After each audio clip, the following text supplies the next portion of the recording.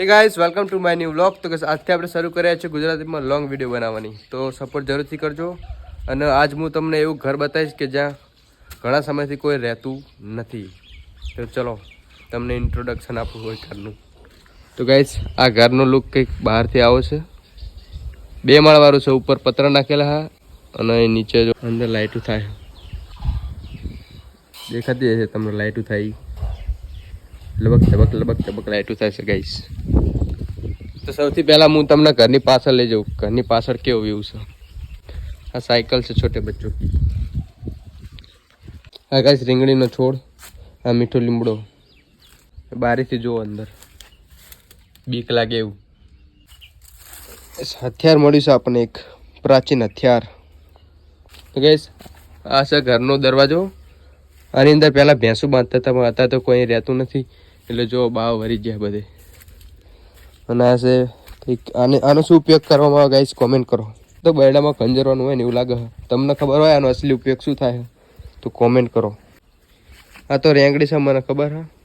આ ટમાટી હે અને પેલો મીઠો લીમડો હે, પણ આ શું હોય મને નહીં ખબર. આને ગાઈસ ખીલ થયા. આ જવાન ઝાડું થતું જાય એટલે આને ખીલ થતા જાય. અને પેલું ગાઈસ આપણું વાંદરું બેઠું જો સામે. એ વાંદરા હાઈ કર. જો વાંદરું બે આકરી બતાવવા અગાણું થયું લાગે. ગેજીસ વાંદરું અગાણું થયું લાગે. આ સાયકલનો સીટ હોત ને તો હાકીને બતાવત, પણ આને સીટ જ નહીં. શું આખું કયો. આના ધાબા પર જવું હોય તો ચાહી જવાનું. સીડી ઉપર તો ગોઠવીને બ્લોક કરી નાખ્યો બધો રસ્તો. તો વાંદરાની જેમ ઉપર ચડવું પડે તો મેરાવાહી. તો હું તમને રિક્સ લઈને ઉપર ચડીને બતાવું બરોબર.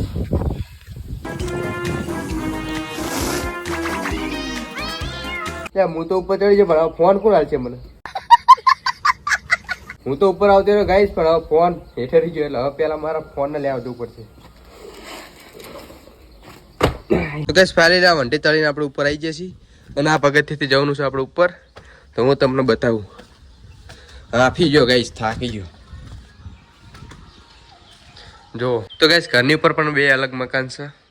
અને બહારની સાઈડ આટલી જગ્યા છે. અહીંયા રાંધવું હોય શું હોય કંઈ પણ તમે કરી શકો. જો કેટલી બધી જગ્યા છે મસ્ત. તો ગાઈસ હવે હું તમને ઘરની અંદર લઈ જાઉં. તો આવું કંઈક અંદરથી ઘર છે. અને ઘરની અંદર એક ખાટલો છો. શું હોય તો આવી શકો તમે. તમારા રિક્સ ઉપર આવવાનું પણ હો. આમાં મારે ક્યાં લેવા દેવા નહીં. અને બીજા રૂમમાં કંઈક સામાન પડે છે ઘરનો. સામાનમાં છે ગાઈસ કાલા ઈંટ.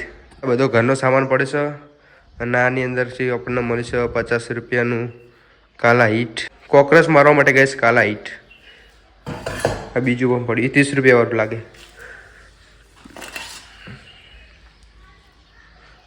આ ગાઈસ 30 રૂપિયા વાળું જ છે જો. તો બાવા ચડી ગયા હા. તો ગાઈસ આ છે કાલા ઈંટ. આ 30 રૂપિયા વાળું કાલા ઈંટ છે. અને આ 50 રૂપિયા વાળું કાલા ઈંટ. અને આ કડી ડોલ બોટલ બધું અંદર પડી છે બધું. અને આ પાટલી ગાઈસ જૂના જમાનાની પાટલી પણ પડી છે. હરિયા પડ્યા હા. ઘર બનાવતી વખતે જે વધ્યા હોય ને રે હરિયા. તો ગાઈસ આ હરીશો થોડોક અહીંથી ફૂટી ગયો હોય. અને આ ઢામની અંદર શું કઈ હોય નહીં બાપા.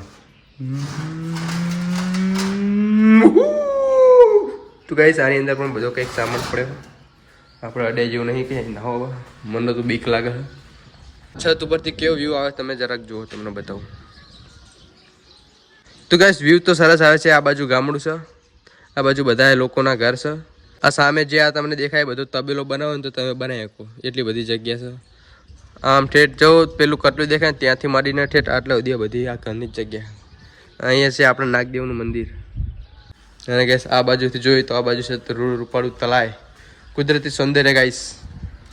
કુદરતી સૌંદર્ય જોવાય ને તો આ બાજુ આવતું રહેવાનું. તો ગાઈસ આ ઘરે દિવસે રહેવામાં તો કંઈ વાંધો નહીં, પણ રાતે થોડુંક બીક લાગે એવું. કેમ કે બધા ઘર થોડાક આમ દૂર છે.